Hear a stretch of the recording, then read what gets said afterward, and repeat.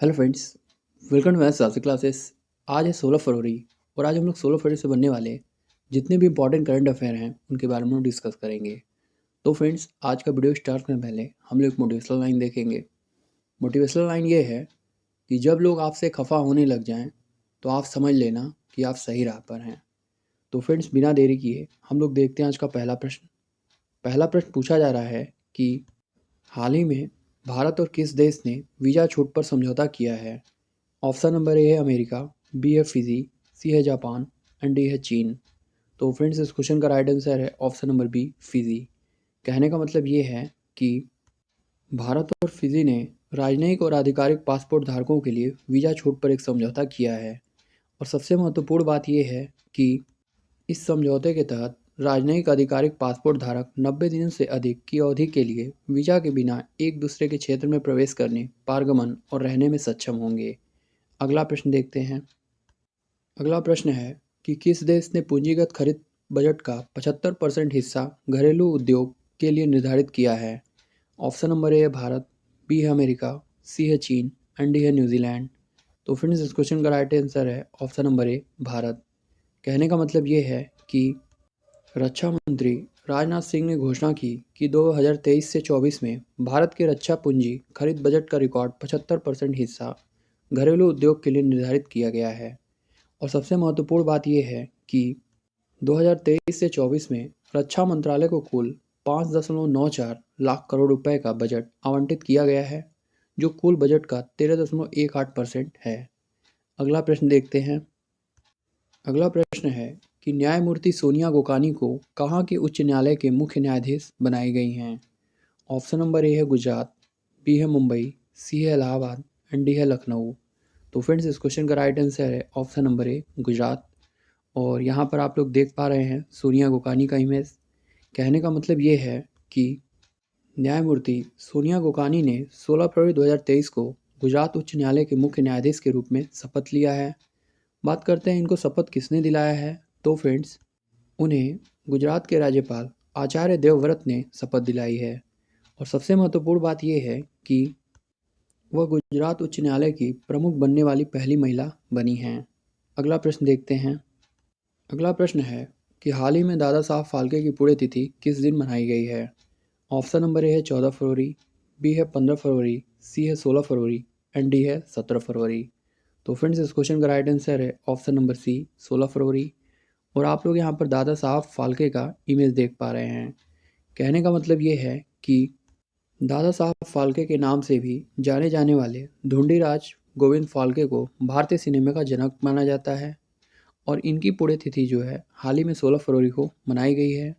और सबसे महत्वपूर्ण बात यह है कि वह एक निर्माता, निर्देशक और पटकथा लेखक थे। अगला प्रश्न देखते हैं। अगला प्रश्न है कि हाल ही में केंद्रीय मंत्रिमंडल ने भारत और किस देश के बीच MOU पर हस्ताक्षर को मंजूरी दी है। Option number A America, B है दक्षिण अफ्रीका, सी है उत्तर कोरिया एंड डी है चीन। तो फ्रेंड्स, इस क्वेश्चन का राइट आंसर है ऑप्शन नंबर बी, दक्षिण अफ्रीका। कहने का मतलब ये है कि नरेंद्र मोदी की अध्यक्षता में केंद्रीय मंत्रिमंडल ने दिव्यांगता के क्षेत्र में सहयोग के लिए भारत सरकार और दक्षिण अफ्रीका गणराज्य की सरकार के बीच समझौता ज्ञापन पर हस्ताक्षर करने की मंजूरी दी है। अगला प्रश्न देखते हैं। अगला प्रश्न जो है पूछा जा रहा है कि कितने फरवरी से खजुराहो में G20 सांस्कृतिक कार्य समूह की बैठक होगी। ऑप्शन नंबर है 21 फरवरी, बी है 22 फरवरी, सी है 23 फरवरी एंड डी है 24 फरवरी।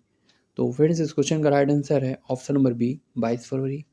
कहने का मतलब ये है कि 22 फरवरी से खजुराहो में G20 सांस्कृतिक कार्य समूह की बैठक होगी। और सबसे महत्वपूर्ण बात यह है कि पहली सांस्कृतिक कार्य समूह की बैठक जो है वो 22 से 25 फरवरी 2023 तक मध्य प्रदेश के मंदिरों के शहर खजुराहो में आयोजित की जाएगी। अगला प्रश्न देखते हैं। अगला प्रश्न जो है वो ड्रोन से रिलेटेड है। पूछा जा रहा है कि किस देश की सेना को दुनिया का पहला पूरी तरह से परिचालित स्वर्ण ड्रोन सिस्टम मिला है। ऑप्शन नंबर है अमेरिकी, बी है चीनी, सी है भारतीय एंड डी है रूसी। तो फ्रेंड्स, इस क्वेश्चन का राइट आंसर है ऑप्शन नंबर सी, भारतीय। कहने का मतलब ये है कि न्यूरोस्पेस रिसर्च कंपनी ने फरवरी 2023 में भारतीय सेना को स्वर्ण ड्रोन डिलीवर किया है। और सबसे इम्पॉर्टेंट बात यह है कि यह स्वर्ण ड्रोन को परिचालित करने वाली सेना को दुनिया की पहली सशस्त्र सेना बनाता है। अगला प्रश्न देखते हैं। अगला प्रश्न पूछा जा रहा है कि किस राज्य में विज्ञान केंद्र और तारामंडल का निर्माण होगा। ऑप्शन नंबर ए है राजस्थान, बी है उत्तर प्रदेश, सी है बिहार एंड डी है केरल। तो फ्रेंड्स, इस क्वेश्चन का राइट आंसर है ऑप्शन नंबर ए राजस्थान। कहने का मतलब ये है कि राजस्थान में कोटा में विज्ञान केंद्र और तारामंडल का निर्माण किया जाएगा और यह दुनिया के सर्वश्रेष्ठ विज्ञान केंद्रों और तारामंडलों में से एक होगा। अगला प्रश्न देखते हैं। अगला प्रश्न है कि हाल ही में किस शहर में भारत अमेरिका अभ्यास तर्कस का छठा संस्करण संपन्न हुआ है। ऑप्शन नंबर ए है दिल्ली, बी है चेन्नई, सी है पटना एंड डी है वाराणसी।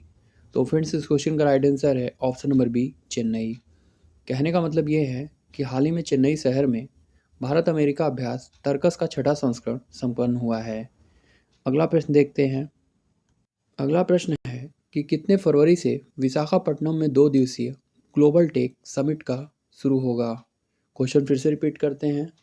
प्रश्न पूछा जा रहा है कि कितने फरवरी से विशाखापट्टनम में 2 दिवसीय ग्लोबल टेक समिट शुरू होगा। ऑप्शन नंबर ए है 15 फरवरी, बी है 16 फरवरी, डी है 17 फरवरी एंड डी है 18 फरवरी। तो फ्रेंड्स, इस क्वेश्चन का राइट आंसर है ऑप्शन नंबर बी 16 फरवरी।